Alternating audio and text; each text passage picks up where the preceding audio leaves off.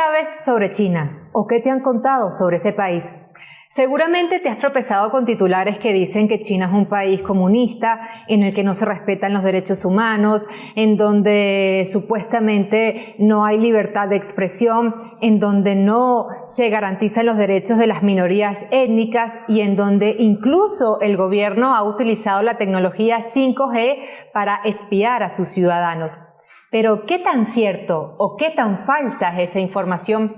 Para eso vamos a entrevistar al periodista Javier García. Él es un periodista español que en el año 2021 renunció a la jefatura de la agencia de noticias EFE en Pekín, cansado, dijo en su momento, de la bochornosa campaña de desprestigio en contra de China. 1 año y 2 meses después, Javier García publica un libro titulado China, amenaza o esperanza. Se trata de un ensayo que nos permite conocer más a profundidad la realidad que se vive en China y también nos ofrece muchos datos sobre esa campaña que él mismo denuncia. Javier, muchísimas gracias por estar con nosotros. A vosotros, un placer. Javier, cuando renunciaste a la agencia EFE, denunciaste una bochornosa guerra informativa en contra de China. ¿Por qué? ¿Qué era lo que tú veías en las calles y qué era lo que reflejaban los medios de comunicación internacionales? Bueno, los medios occidentales reflejan una China muy distinta a la que se vive y a la que es realmente, ¿no? Está claro que hay una campaña interesada de desprestigio del país, que obedece a motivos políticos y a los intereses de las grandes corporaciones que dirigen los medios de comunicación en Occidente. Y el país es muy distinto a lo que los medios pintan. Los medios pintan un país muy triste, opresivo, dictatorial y la vida aquí es muy diferente, ¿no? No tiene nada que ver con la que pintan los medios. Cualquiera que viene aquí enseguida lo nota, que es muy diferente de la idea que puede tener. Pero, ¿qué es lo que más se repite sobre China y qué es lo que no se cuenta sobre China? Bueno, hay muchas cosas que no se cuentan, cómo es la vida aquí en general y, bueno, miles de políticas de China que no se conocen, ¿no? Las políticas de China de eliminación de la pobreza, que ha conseguido sacar de la pobreza extrema a 800 millones de personas, es impresionante, porque es las 3/4 partes de la pobreza mundial, más del 70%, 75% de la pobreza mundial. Ha conseguido sacar China, ¿no? en las últimas décadas.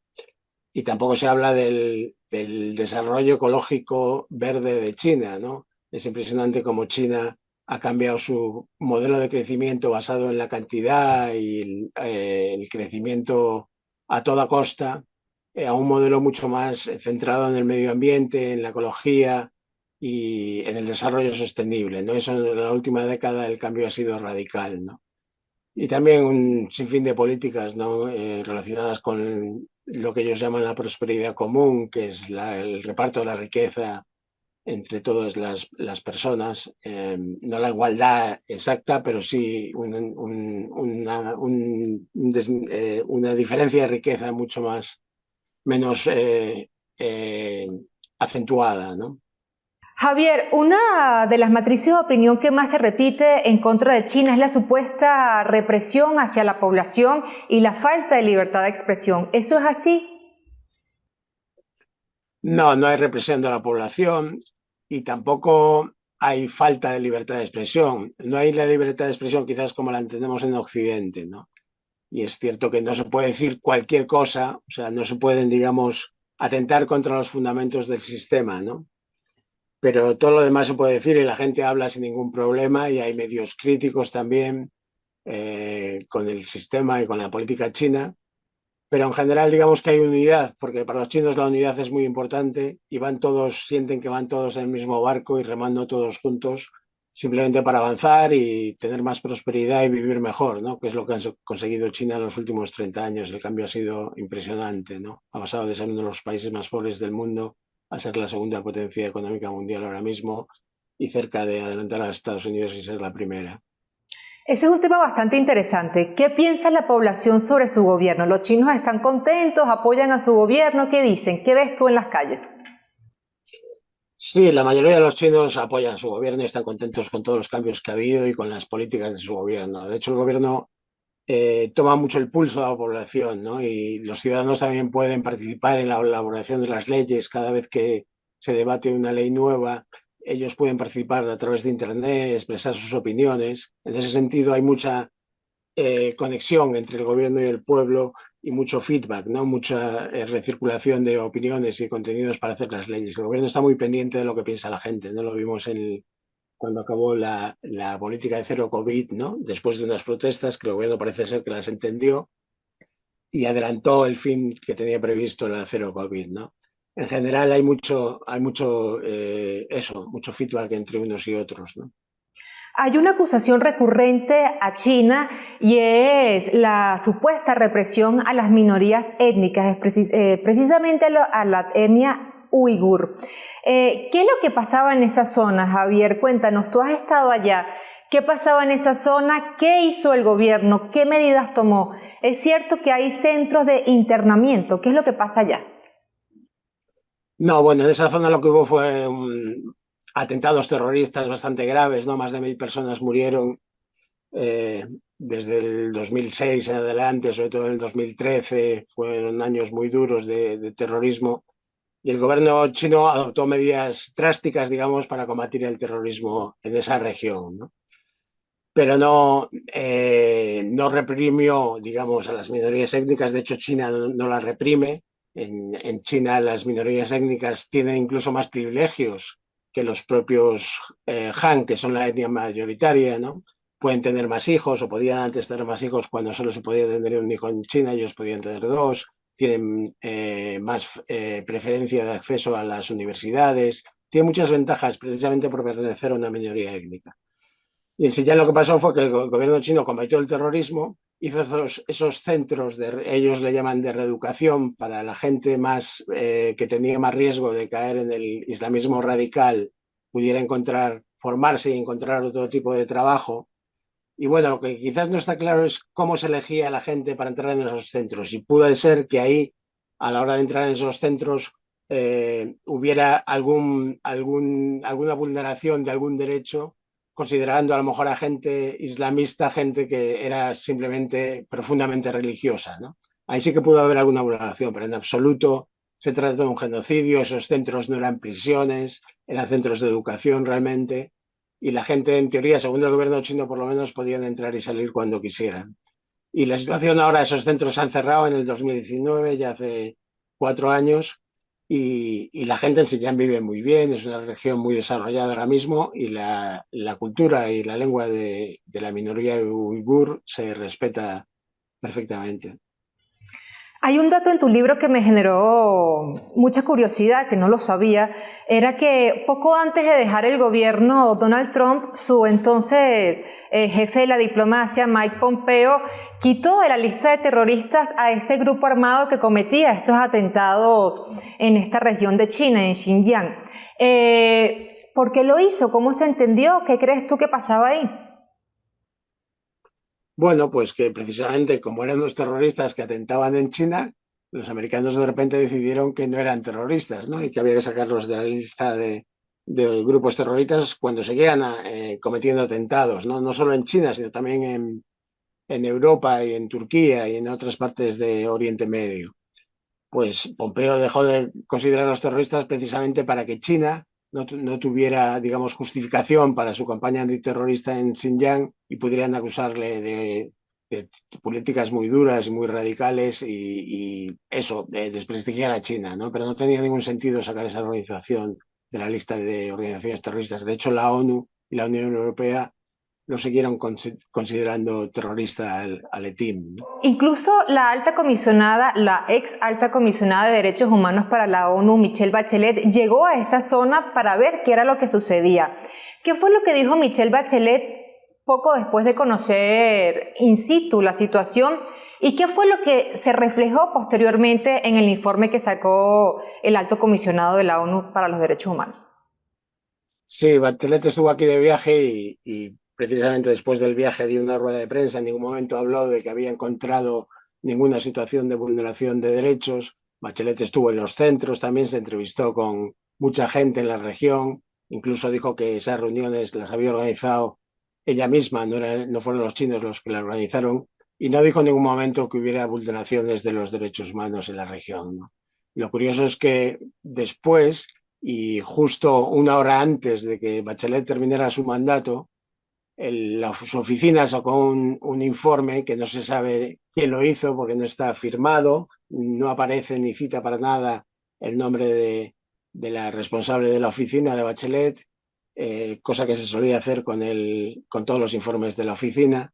Y es un informe muy extraño, ¿no? Que se basa en fuentes muy raras, ¿no? Incluso citan a Adrian Sens, el famoso investigador, entre comillas, alemán, norteamericano, que hizo informes sobre Xinjiang, sobre supuesto genocidio y trabajos forzados en Xinjiang, recopilando datos en Internet, ¿no?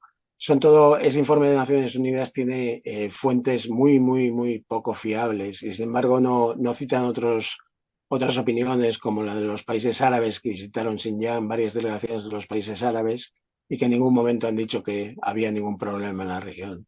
Ese es un tema interesante, Javier, las fuentes. ¿Cuáles son las fuentes principales que utilizan las grandes corporaciones mediáticas cuando hablan de China? ¿Es este señor que tú nos mencionas? ¿Quién es él? ¿Quién está detrás de él? También mencionas en el libro a varias ONGs. Cuéntanos un poco sobre ellas. Bueno, ese señor Adrian Sen es un teólogo alemán muy loco que escribía libros sobre el peligro del maligno y lo malos que eran los homosexuales y que las mujeres tenían que estar supeditadas a los hombres. Era un señor que escribía ese tipo de libros, no digamos un iluminado, y que de repente empezó a escribir sin tener ni idea, nunca haber estado en China ni en Xinjiang ni en la región. Empezó a escribir informes de eso con datos que sacaba de Internet sobre Xinjiang, ¿no? Parece ser que pagado por algunas fuentes no muy claras relacionadas con el gobierno norteamericano. Incluso él reconoció que la BBC le pidió que escribiera informes sobre Xinjiang. Y bueno, es la típica, esa es la fuente principal de todas las informaciones que luego vemos en los medios sobre Xinjiang, ¿no? También hay un instituto que es el Instituto Australiano de Política Estratégica, ASPI, que está financiado por la industria militar y es el que también, junto a CENZ, hace la mayoría de los informes sobre Xinjiang. Pero este instituto también se basa principalmente en los informes sobre las afirmaciones de Adrian Sens, ¿no?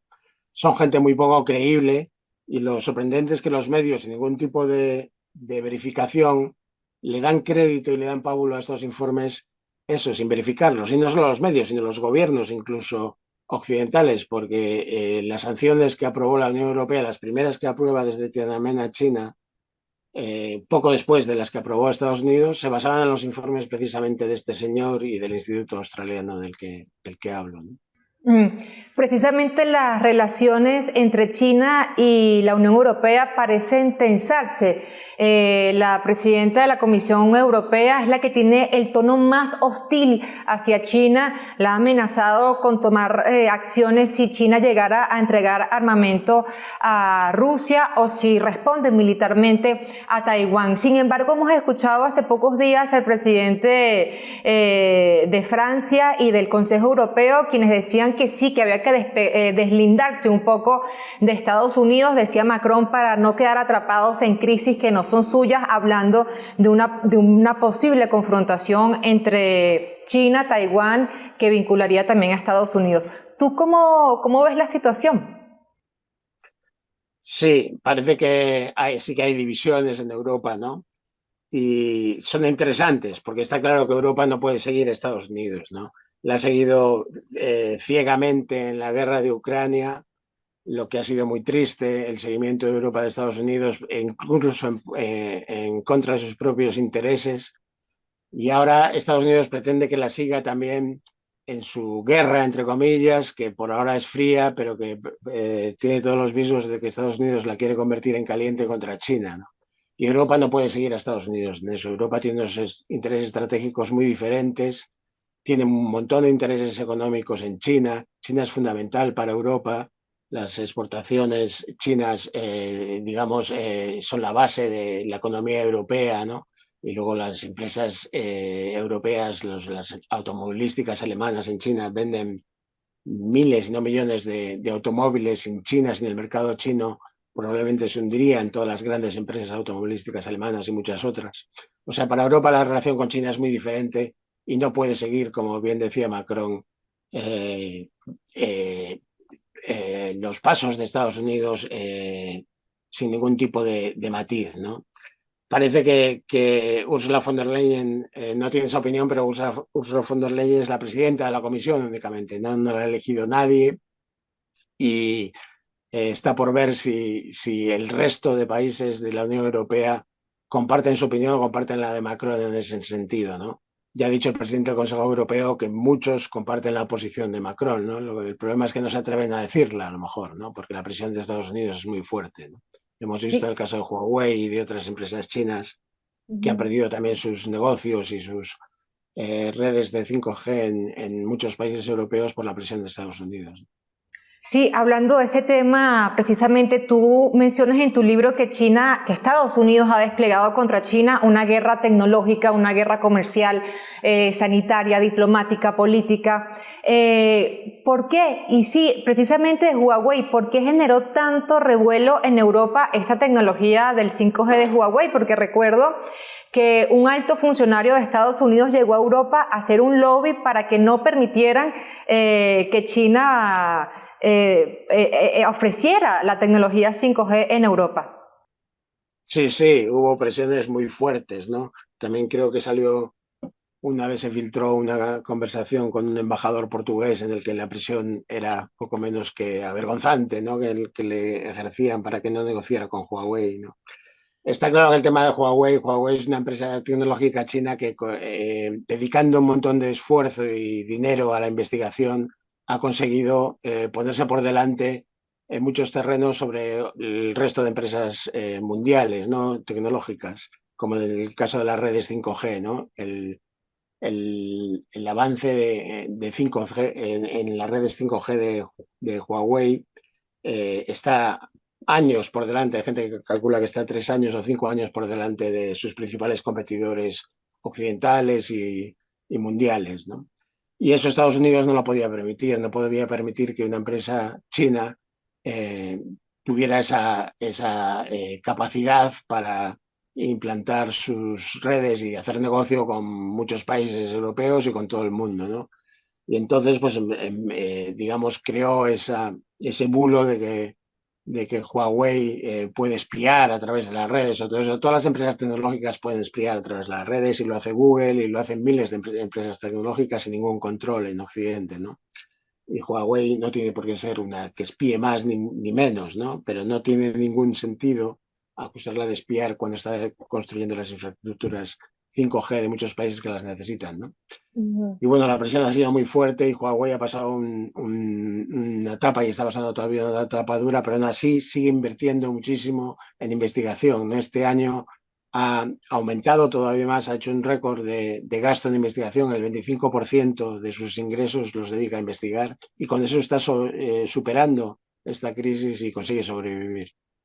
Pero no solo ha sido contra Huawei, otras empresas chinas también se han visto perjudicadas por estas matrices de opinión de Estados Unidos. Tú mencionas en tu libro que empresas que se dedicaban al algodón, empresas de algodón, se vieron afectadas desde que Estados Unidos dijo que ellos obligaban a los trabajadores a trabajos forzosos. ¿Cómo fue el caso, Javier? ¿Podrías contarnos?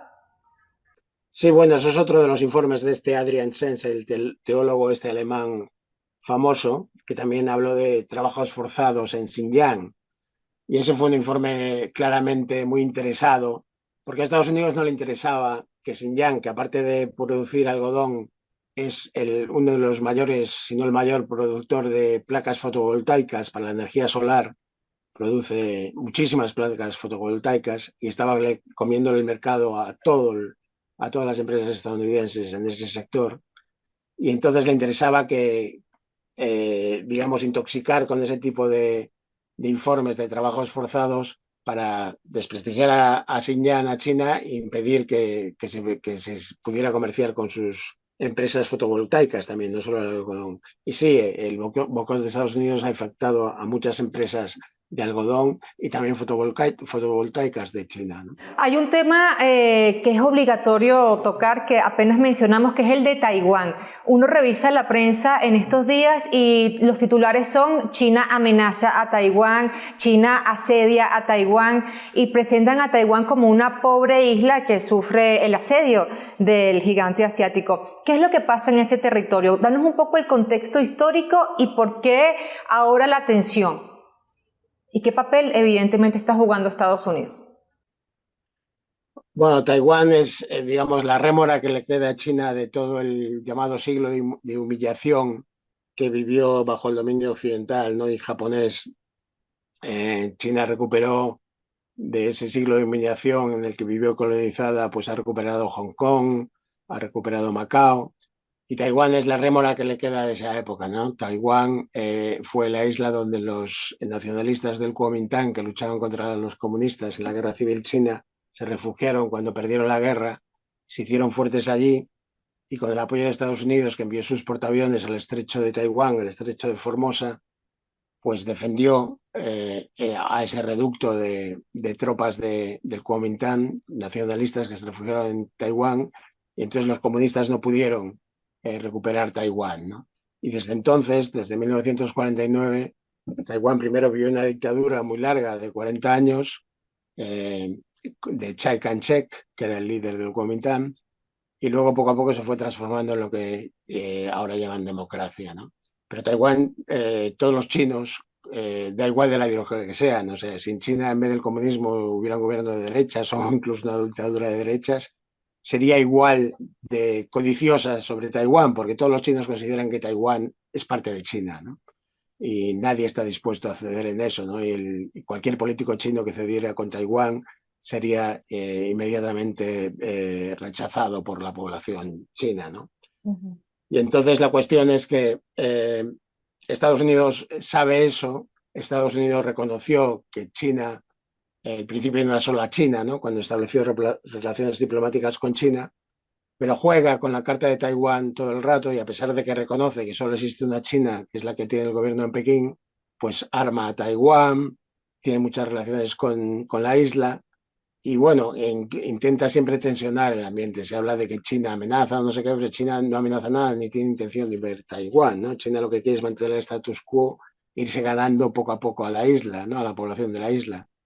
Pero ahora, por ejemplo, Tsai Ing-wen, la presidenta de Taiwán, que viajó a Estados Unidos, se entrevistó allí con el presidente de la Cámara de Representantes estadounidense, McCarthy, y ha sido la primera reunión que desde el 79, que Estados Unidos estableció relaciones diplomáticas con China, la primera reunión de un presidente taiwanés con una figura de este nivel en territorio estadounidense, ¿no?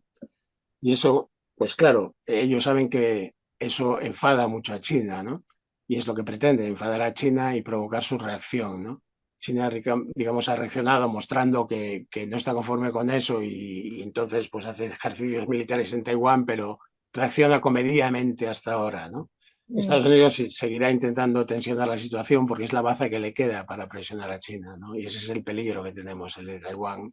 Desde luego es un peligro y una situación muy complicada la de la isla. Hay quienes piensan que Taiwán podría convertirse en una Ucrania. Algo parecido sucedió cuando Rusia respondió militarmente contra Ucrania. ¿Tú cómo ves el escenario?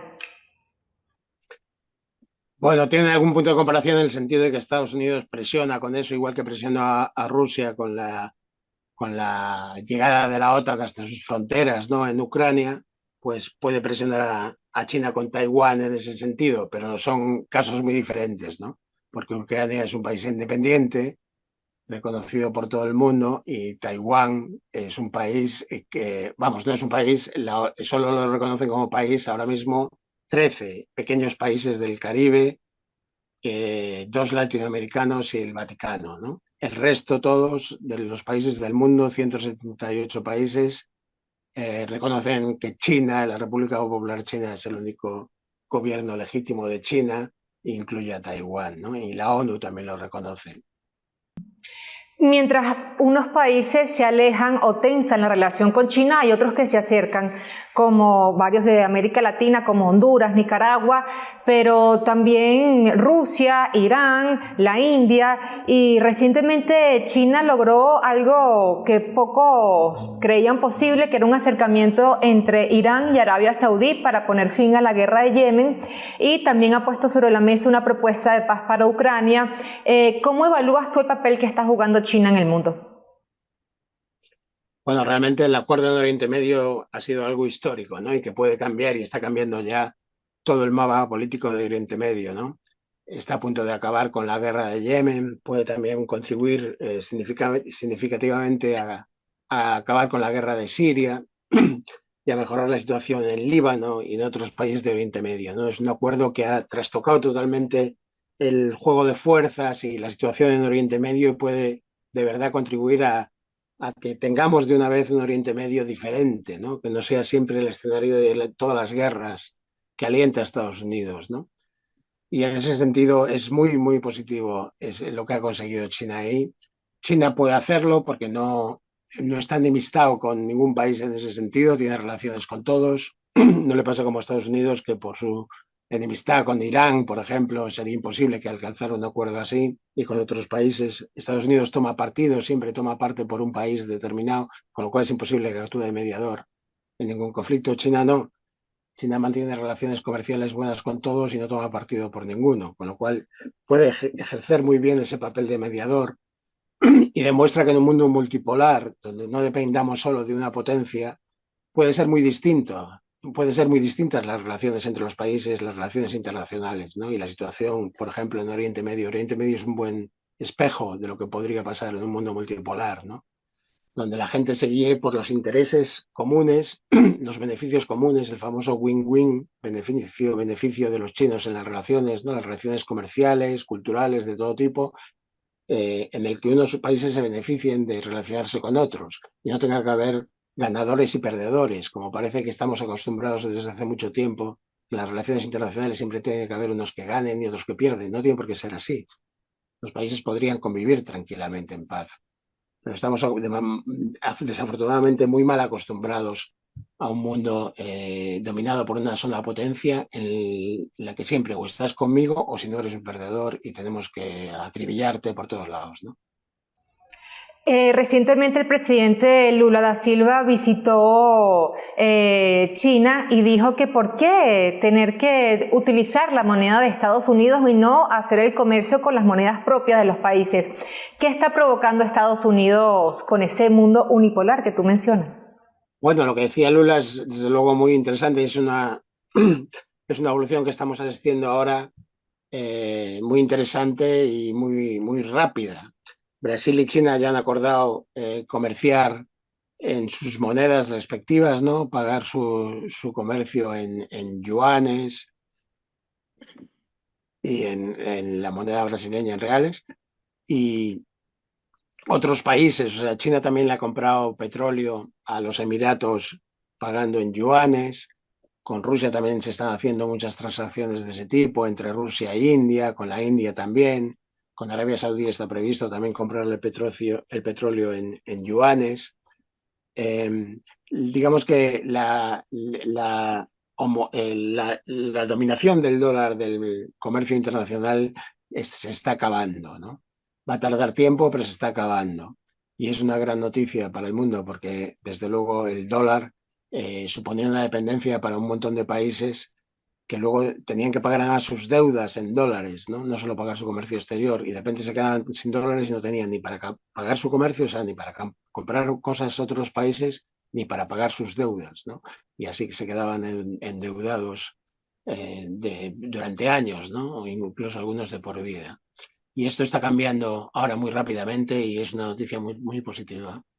Javier, ya para terminar, tú hablas en tu libro, rescatas el término de un autor sobre el periodismo de manada. ¿Qué reflexión, qué mensaje enviarías tú a aquellos periodistas que se han unido a esta campaña de desprestigio a países determinados? Rusia, China, Venezuela. ¿Qué mensaje lanzas tú hacia el periodismo? Bueno, yo creo que el periodismo tiene que tener siempre muy presente que no tiene que ponerse de un bando, ¿no? O sea, no tiene que digamos, hacer propaganda de un bando. Me hace gracia porque cuando algunos defendemos a China o defendemos un mundo multipolar, también nos acusan de hacer propaganda, pero no es propaganda. Nosotros expresamos, digamos, nuestras ideas en ese sentido. Pero apoyar de esa manera una postura concreta en una guerra o frente a un bando y desprestigiar a un país, denigrar a un país, es de las cosas peores que puede hacer un periodista, ¿no? Yo creo que debemos respetar a todas las culturas, respetar la diversidad del mundo, que es de las cosas más ricas que tenemos, ¿no? La diversidad, intentar entendernos todos y si no nos entendemos, al menos respetarnos, ¿no? Respetar que hay muchos modelos diferentes, no todos tienen por qué pasar por el mismo modelo, ¿no?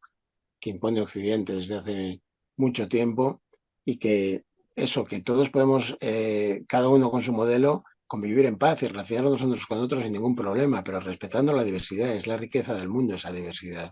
Y no que todos tengamos que pasar por un mismo patrón de mensaje y de modelo de sociedad y de forma de vivir conjuntamente con otros, ¿no? Bueno, Javier, muchísimas gracias por estar con nosotros y te agradezco muchísimo todos estos datos, todos estos detalles que nos permiten tener un panorama más amplio de lo que es China. Muchísimas gracias, Javier. Gracias a vosotros. Un saludo.